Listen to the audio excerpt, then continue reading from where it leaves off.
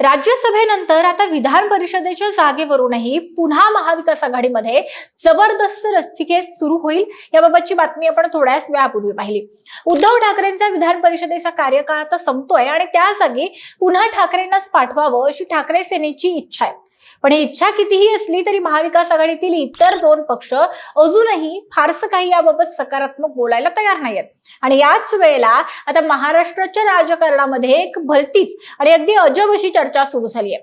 ही चर्चा म्हणजे ठाकरेंना आता विधान परिषदेची आमदारकी मिळवून देण्यासाठी एकनाथ शिंदे मदतीला धावणार आहेत। फक्त शिंदेची एक अट पूर्ण करावी लागणार आहे। पण मग असं होऊच कसं शकतं, अशी चर्चा नेमकी का आणि कशी सुरू झाली आणि हे संभाव्य समीकरण नेमकं काय असू शकतं, सगळं पाहूयात या व्हिडिओच्या माध्यमातून। लगेच व्हिडिओला सुरुवात करूया। नमस्कार, मी गौरी आणि तुम्ही पाहत आहात प्राईम टाइम महाराष्ट्र। सुरुवातीला एक महत्त्वाची आठवण, तुम्ही जर अजूनही आमचं चॅनल सबस्क्राईब केलं नसेल तर ते जरूर करा।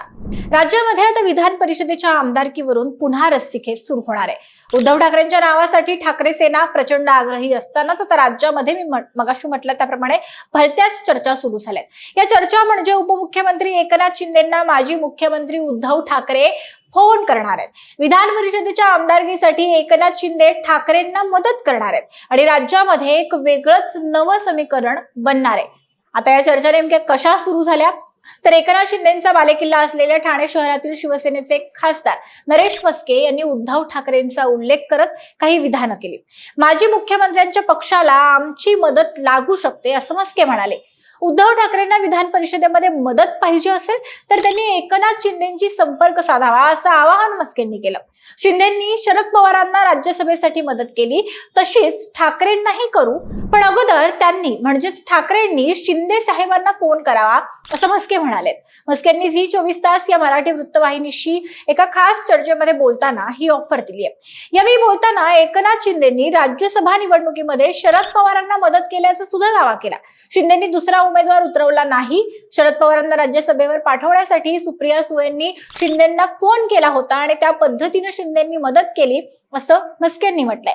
याचाच संदर्भ देत म्हस्के पुढे म्हणाले की उद्धव ठाकरेंना विधान परिषदेमध्ये मदत पाहिजे असेल तर त्यांनी एकनाथ शिंदेंसोबत संपर्क करावा। शिंदेंचं मन मोठं आहे, पण ठाकरेंनी आधी फोन तर करावा असं म्हस्के म्हणतात। आणि म्हस्केंच्या या विधानापासूनच या सगळ्या उलट सुलट चर्चा आता सुरू झाल्यात। बघा, विधान परिषदेच्या 9 जागा या मे 2026 रोजी रिक्त होणार आहेत। निवडणूक आयोग एप्रिलमध्ये निवडणूक कार्यक्रम जाहीर करणार आहे। महायुतीकडे सुमारे 235 आमदार आहेत आणि त्यामुळे ते 8 जागा हे सहज जिंकतील अशी आकडेवारी सांगते।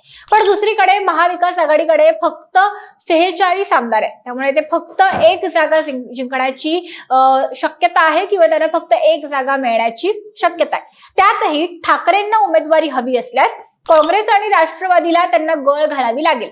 त्यातही शरद पवारांची राष्ट्रवादी यासाठी एक वेळ तयार होईल, कारण की ठाकरेंनी सुद्धा राज्यसभेसाठी शरद पवार यांना पाठिंबा दिलेला आहे। पण काँग्रेस मात्र ऐकेल असं वाटत नाही किंवा त्याची शक्यता जरा कमी आहे। त्यासाठी जास्त प्रयत्न करावे लागतील।